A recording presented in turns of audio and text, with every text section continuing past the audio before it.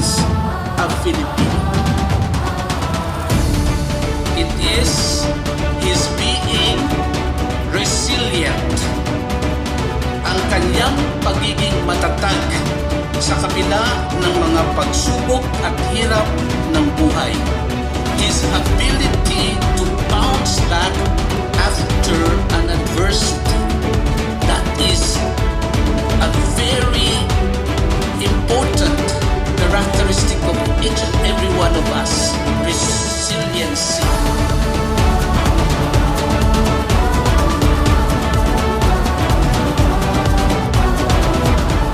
Gratulerer med dagen.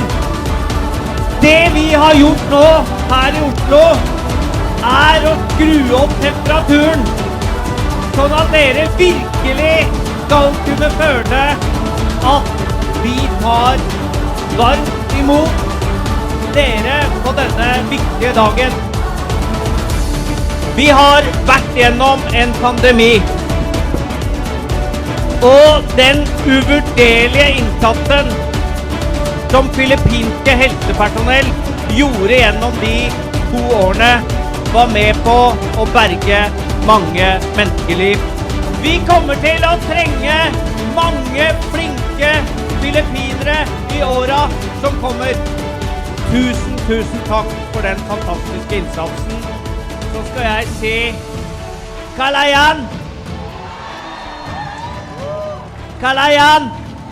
Mabuhay!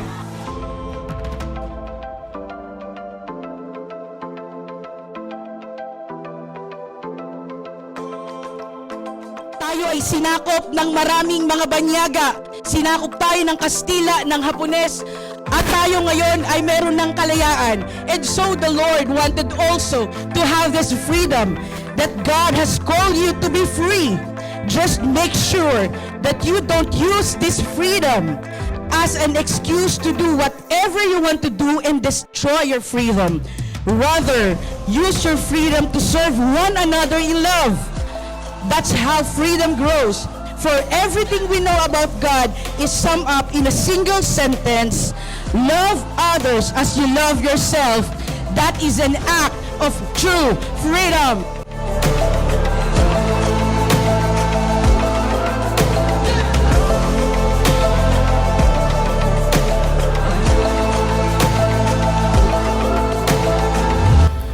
Tayo ay naihahambing sa kawayan. Kaya sa tingin ko, ang dapat na national tree natin ay hindi nara. Para sa akin, kawayan because it speaks more of who we are as a people, as a Filipino. Sa harap ng malakas na hangin, ang kawayan ay maaring yumuko, pero hindi nababali. The roots clamp together and support each other. Ito ang dahilan kung bakit hindi basta-bastang nabubungkal ang kawayan sa lupa. May matibay ito na support system. At ito ay lalong lumalago kapag sama-sama together.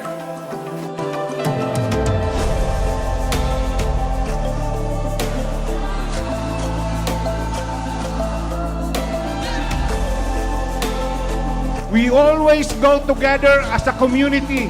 Remember last year when I told you that you already excel as individuals. Now it's time to excel as a community. The foundation of that, ang ugat po niyan, ang puno po niyan, ay ang ating konsepto ng bayanihan. Ulitin po natin, bayanihan. Tulad ng nara, ito ay tumutubo na nag-iisa.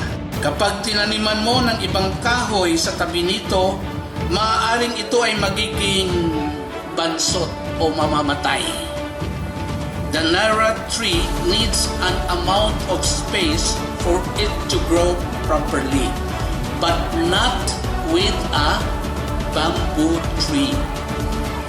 The bamboo tree thrives well when knitted together with other bamboo trees. Pagkaraan ng bagyo, ito ay muling tumatayo. Ito ang naiibang katangian nating mga Pilipino, ng Pinoy. Ang sinabi ko, resiliency.